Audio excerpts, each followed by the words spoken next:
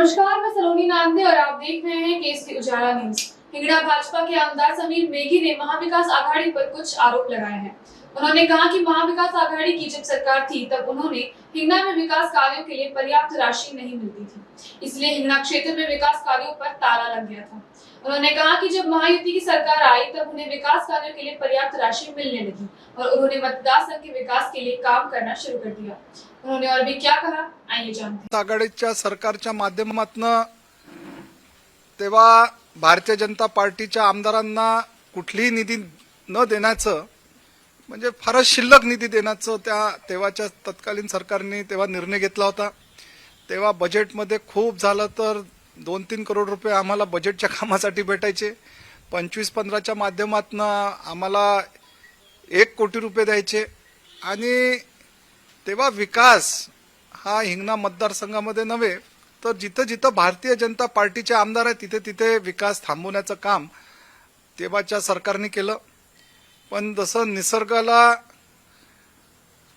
काही गोष्टी जे निसर्गाच्या विरोधात आहे जेव्हा ते होतं तर ते निसर्गाला पटत नाही आणि वेळेवर अशी वेळ आली की जे निसर्गाला पटणारं सरकार आहे तेव्हा महाराष्ट्रामध्ये 2-2.5 वर्ष अगोदर आदरणीय एकनाथराव शिंदे साहेब आणि देवेंद्रजींच्या माध्यमातून महायुतीचं सरकार आलं आणि त्यानंतर परत एकदा मोठ्या प्रमाणात हिंगणा मतदारसंघाच्या विकासाच्या कामासाठी आपण सुरुवात केली।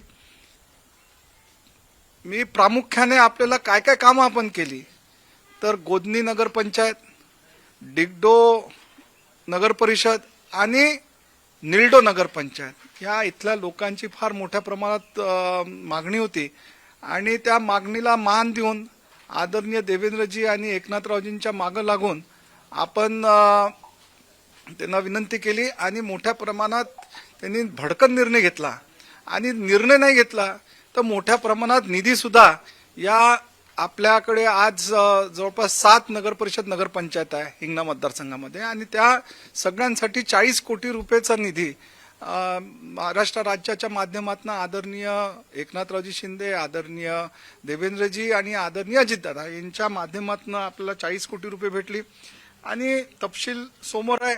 पण प्रामुख्याने आदरणीय मुकुल वासनिक साहेब जेव्हा खासदार होते तेव्हा त्यांनी वाडीमध्ये ग्रामीण रुग्णालय घोषित केलं होतं। फक्त घोषणा केल्याने होत नाही, त्या घोषणेच्या नंतर पाठपुरावा करून त्या घोषणा झालेल्या कामासाठी निधी येणं अत्यंत गरजेचं असतं आणि आज वाडी परिसर फार मोठ्या प्रमाणात वाढलाय। तिथे वाडी आहे, दौलामेटी आहे, लावा आहे, डिफेन्सचा मोठा एरिया आहे आणि लगत असलेल्या अजून भरपूर लहान मोठी गावं आहेत आणि या भागासाठी एक शासकीय रुग्णालय झालं पाहिजे।